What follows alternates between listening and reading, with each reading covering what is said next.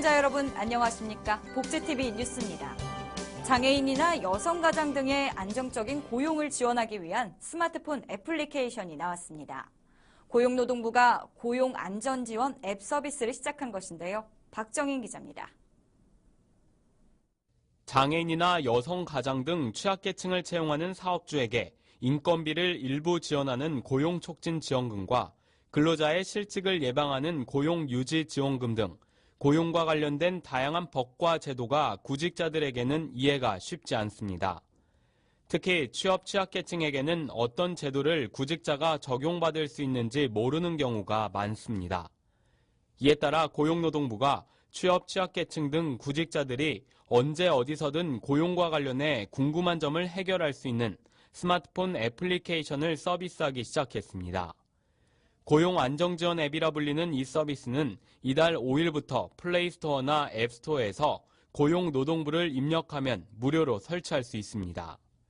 또한 이 앱은 구직자뿐만 아니라 사업주들도 근로자를 채용하고 인원을 늘리면 지원받을 수 있는 다양한 고용 안정 사업을 안내받을 수 있습니다. 복지TV 뉴스 박정인입니다. 새 담뱃값 인상으로 금연 결심하시는 분들은 근처 병원을 찾으면 도움을 받을 수 있습니다. 금연 치료에 보험이 적용되기 때문인데요. 올해 달라지는 보건복지 분야 제도, 정유림 기자가 전합니다. 올해 흡연자들에 대한 규제가 갈수록 강화될 전망입니다. 모든 음식점에 대한 금연에 이어 당구장과 스크린 골프장도 올해 안에 금연구역으로 지정될 가능성이 큽니다. 또 지방자치단체 중에서도 자체적으로 금연구역을 확대하는 움직임이 일고 있습니다. 한편 금연을 결심했다면 가까운 병원과 의원을 이용하는 것도 좋은 방법입니다. 다음 달부터 전국 의료기관에서 의사의 금연 상담을 손쉽게 받도록 금연 치료에 대해 건강보험이 적용되기 때문입니다. 만 3세 이하 아이를 뒀다면 5월부터 A형 간염 예방 백신을 무료로 맞을 수 있습니다. 65세 이상 어르신은 10월부터 가까운 병의원에서도 무료로 독감 예방접종을 맞을 수 있습니다. 그동안은 보건소에서만 무료 접종이 가능했습니다. 그리고 너무 비용이 많이 들어 어르신들의 고민인 임플란트와 틀니. 7월부터는 건강보험 지원을 받는 임플란트와 틀니 대상자가 현재 75세 이상에서 70세 이상으로 확대됩니다.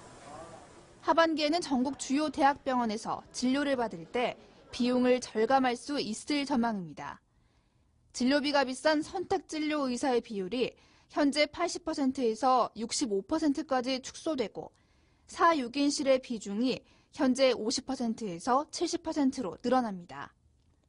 세모녀 자살로 위기가정에 대한 관심이 커져 정부 지원을 받을 수 있는 기준이 6개월 이내 실직, 휴업이나 폐업에서 12개월 이내로 완화됐습니다. 복지TV 뉴스 정유림입니다. 지난해 직장생활이나 채용 과정에서 성별 때문에 차별을 당했다며 국가인권위원회에 접수된 진정이 전년보다 3배 이상 늘어났습니다.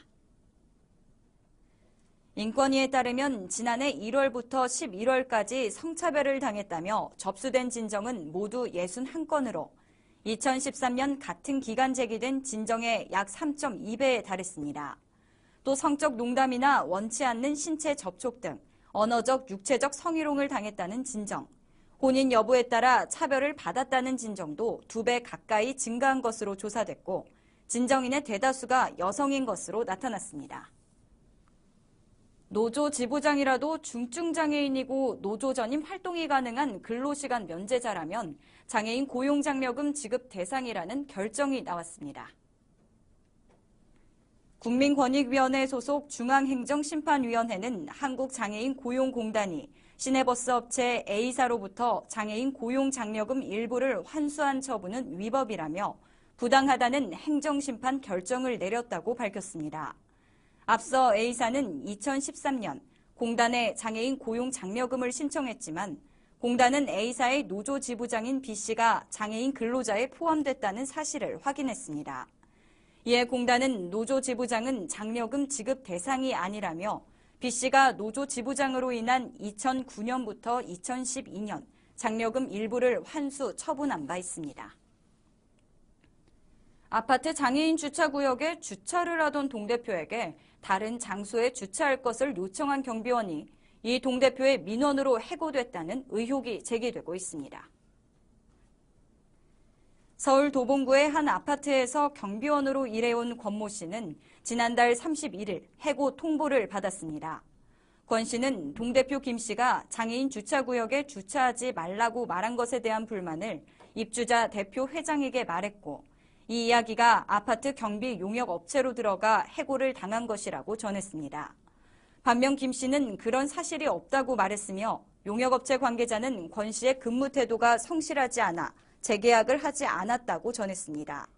하지만 아파트 주민들과 경비원들은 권 씨는 누구보다 성실하고 인기도 많았다며 이는 부당한 해고라고 말했습니다. 취업하고 나서 대학 대출금을 갚는 제도인 한국장학재단의 든든 장학금 대상이 소득 8분위까지 확대됩니다.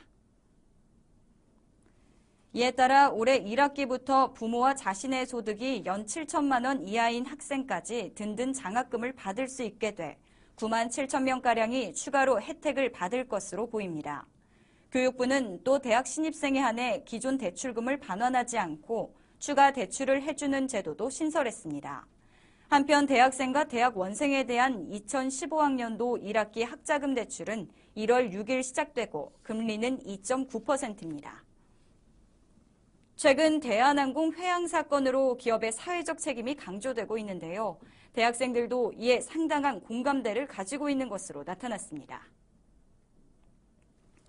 지속가능연구소가 전국 130여 개 대학생 2,300여 명을 대상으로 조사한 결과 친환경 제품이나 사회적 책임을 다하는 기업의 제품이라면 더 비싸더라도 살 용의가 있다고 응답한 비율이 73% 가까이 된다고 전했습니다.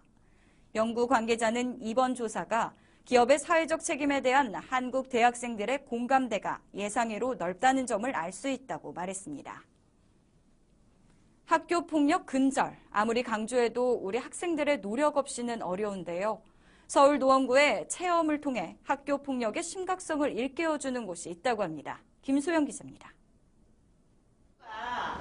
막 찝쩍거리는 거야. 야, 연두야, 너 공부 잘 되냐? 그러니까 연두가 찌릿하면서 째려보면서, 야, 쓸데없이 방해하지 말고 수업이나 하라고. 학교 폭력의 범위, 과연 어디서부터 어디까지일까? 학교 안에서 발생한 사건을 토대로 학교 폭력에 대한 아이들의 의견이 분분합니다.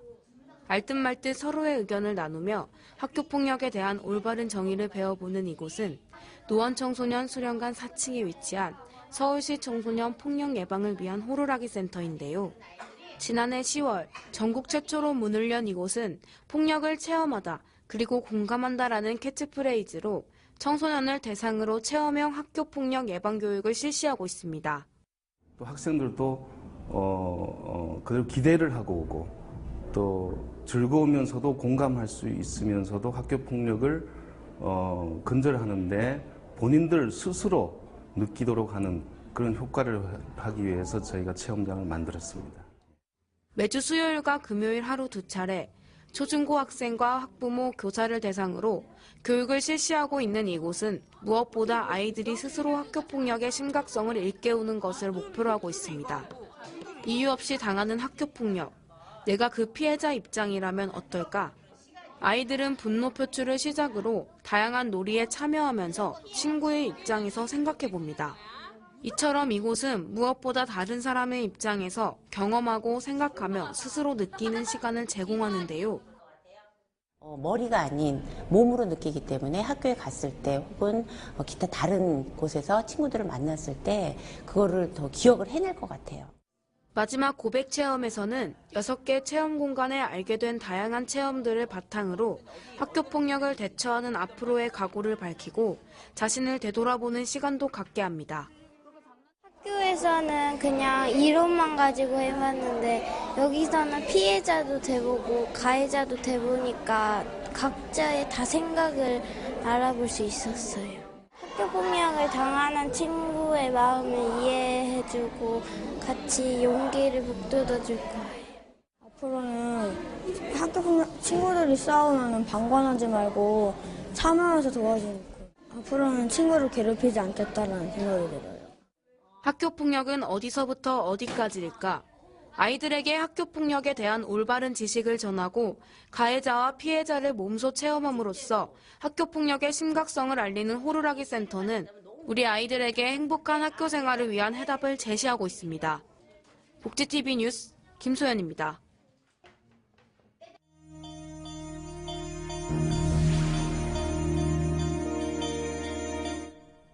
이어서 간추린 뉴스를 전해드립니다. 서울시 복지재단이 발달장애 자녀를 둔 가족들을 위해 육아 비결을 담은 발달장애인 가족 가이드북을 발간했습니다. 가이드북에는 생애 주기별 발달장애 자녀의 특성과 대처 방법이 문답식으로 담겨 있습니다. 책은 누리북 홈페이지에서 무료로 내려받아볼 수 있습니다. 서울시가 올해 어린이집 입소대기 연장 신청을 오는 3월 31일까지 서울시 보육포털 홈페이지를 통해 접수받습니다. 입소대기 연장 신청을 하지 않은 대기자는 4월 1일 일괄 삭제될 예정인 한편 연장 신청과 입소 승번과는 무관합니다. 서울 도봉구가 도봉 여성세로 일하기 센터에서 취업을 희망하는 경력단절 여성에게 맞춤형 취업 상담과 직업 교육 훈련을 진행하고 있습니다. 센터에서 운영하는 세일 여성 인턴제는 경력단절 여성에게는 일자리 체험과 현장 실무 기회를 제공하고 기업에는 인턴 기간을 통해 우수한 여성 인력 채용의 기회를 제공합니다. 장애인 영화 관람데이 1월 특별 상영작으로 베리어 프리 버전의 니마 그강을 건너지 마오가 상영됩니다. 1월 7일 전국 6개 CGV 영화관을 시작으로 1월 19일과 26일 영화의 전당, 1월 21일 한누리 시네마에서 만나보실 수 있습니다.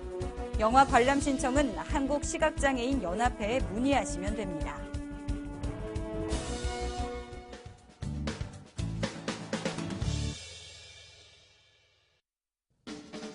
한 주간의 사회복지 행사를 한눈에 알려드리는 시간 복지 게시판입니다.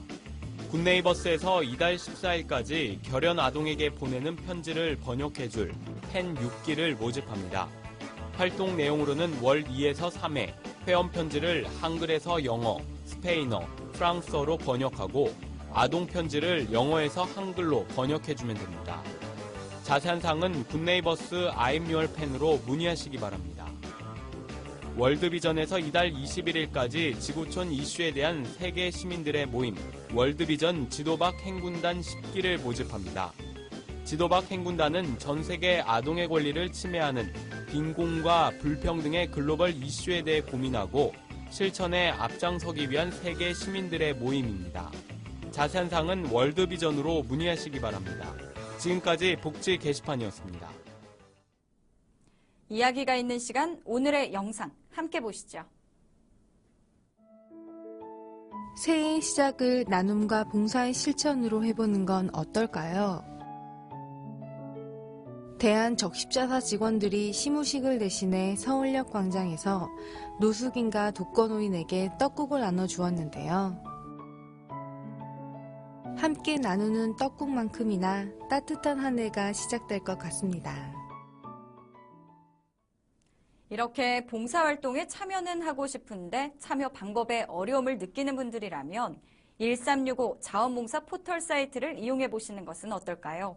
이곳에서는 분야별, 지역별 다양한 자원봉사활동을 소개하고 있는데요. 올해에는 마음을 나누는 자원봉사로 양털처럼 따뜻한 한 해 보내셨으면 좋겠습니다. 이상으로 복지TV 뉴스를 마칩니다. 시청해주신 여러분 고맙습니다.